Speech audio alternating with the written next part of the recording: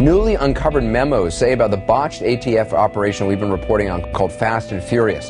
Fast and Furious allowed thousands of weapons to be sold to suspected traffickers. But instead of tracing them, the ATF lost track of them And fall into the hands of Mexican drug cartels. The gangs have the money and the weapons to fight back. We're not talking about a dozen or even a couple hundred guns. 200 plus people have been killed by them. We are talking about thousands of weapons. It appears that Attorney General Eric Holder knew a lot more about it than he recently told Congress. Attorney General Eric Holder was sent briefings on the controversial Fast and Furious operation I probably heard about Fast and Furious for the first time over the last few weeks. as far back as July 2010. They think Holder is purposely misleading Congress. At the very highest levels of the Department of Justice, they knew exactly what was happening.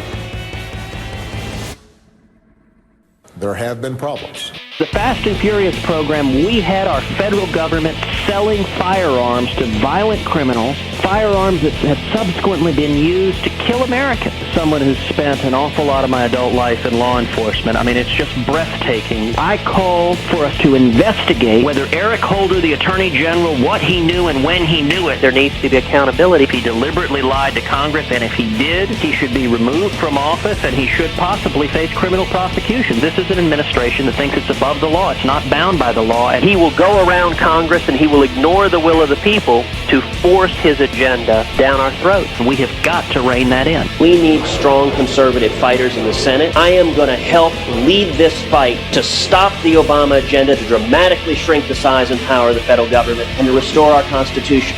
This is a fight for our country.